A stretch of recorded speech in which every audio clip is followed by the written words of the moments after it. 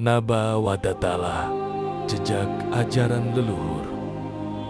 Di tanah Sunda tersimpan sebuah ajaran tua bernama Naba Wadatala. Naba Wadatala bermula dari sebuah kitab yang pernah menjadi dasar aturan hidup dan pemerintahan di kerajaan Bagasasi. Berawal pada masa Tarumanagara dilanda wabah, datang seorang tokoh dari Tanah Suci membawa harapan. Adalah Maulana Malik Ibrahim membawa kitab Hayatul Fatah, ilmu pengobatan tradisional bernilai ketuhanan. Di hadapan Raja Tarumanagara, Maulana Malik Ibrahim memperkenalkan ilmu pengobatan Hayatul Fatah. Kemudian Raja Tarumanagara pada saat itu menyerahkan kitab pengobatan Sabta Daya Ing Raga Sampurna. Maka meleburlah dua ajaran itu menjadi satu. Hayatul Fatah adalah ilmu yang mengajarkan pengobatan bernilai ketuhanan. Adapun Sabta Daya Ing Raga Sampurna adalah 7 kekuatan untuk kesempurnaan hidup. Saat keduanya menyatu, tidak saling meniadakan, melainkan saling melengkapi. Dari sanalah lahir sebuah jalan hidup dan pengabdian Naba Wadatala.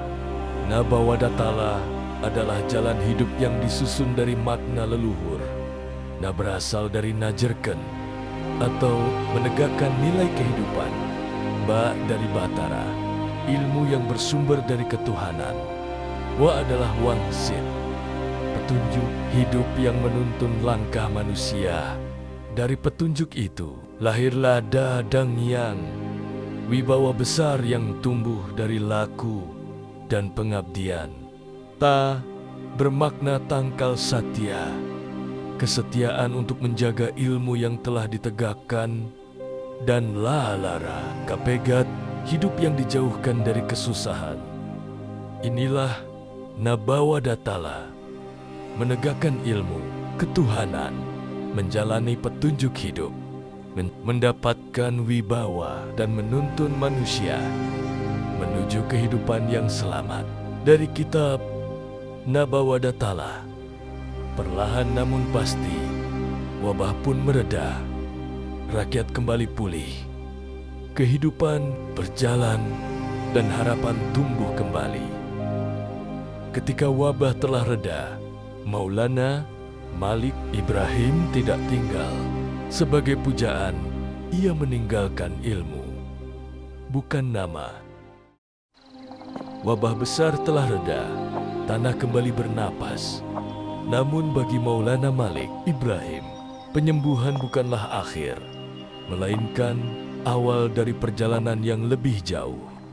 Hingga sampailah di Gunung Padang, Cianjur sekarang. Di sana, Naba Wadatala tidak diajarkan kepada semua orang. Ia ditanamkan kepada mereka yang kelak memimpin, karena ilmu tanpa watak hanyalah kekuasaan yang kehilangan arah. Dari puncak yang sunyi, perjalanan berlanjut menuju dataran kehidupan, ke Bagasasi atau sekarang Bekasi. Tempat ilmu tidak hanya direnungkan, tetapi mulai dijalani bersama. 3 ajaran utama ditanamkan. Yang pertama adalah katunggalan, kesadaran bahwa segala yang hidup bersumber dari yang satu. Yang kedua, raksa, jasad, artinya menjaga dan memelihara, serta memulihkan kesehatan tubuh. Karena tubuh adalah dasar bagi batin yang tenang dan laku hidup yang seimbang. Dan yang ketiga adalah nata diri, nata negara, simbol kerja bersama, harmoni sosial, gotong royong. Dari ajaran itu lahirlah tatanan hidup bukan karena paksaan, tetapi karena rasa senasib sepenanggungan. Inilah yang kelak dikenal sebagai Sunda Sembawa Jayagiri. Perjalanan pun dilanjutkan menyusuri Santolo di daerah Garut, tempat angin laut memberi jeda. Lalu langkah diarahkan ke Citengah Sumedang, tempat di mana Kabuyutan Lama kembali hidup. Karena tujuan sejati bukanlah jarak, melainkan pulang kembali ke pusat ilmu dan jati diri. Di tengah hutan, berdirilah Kabuyutan Pangjugjugan, hanya 9 rumah sederhana, tidak megah, tidak berlapis kemewahan. Namun di tempat inilah ilmu besar dititipkan. Gerobok diletakkan sebagai wadah, bukan untuk menyimpan kekuasaan, melainkan untuk menampung pengetahuan. Di Kabuyutan ini, ilmu tidak diwariskan melalui tahta, melainkan melalui kebersamaan. Siapa pun boleh belajar, selama ia mau menata diri dan hidup untuk sesama. Sebelum ilmu disahkan, diri harus disucikan, dilewi dan yang 7 pancuran mengalirkan air kehidupan, membersihkan raga, menenangkan batin. Setelah itu, murid melangkah ke Watu Wulung. Disinilah ilmu disahkan, didoakan, dan dititipkan, bukan untuk disombongkan, melainkan untuk diamalkan bagi diri, bagi sesama, dan bagi semesta. Kitab Nabawadatala tidak diturunkan secara sembarangan. Ia diwariskan melalui garis keturunan kepada anak yang dipilih dan disiapkan, bukan karena urutan kelahiran dan bukan pula karena ia satu-satunya.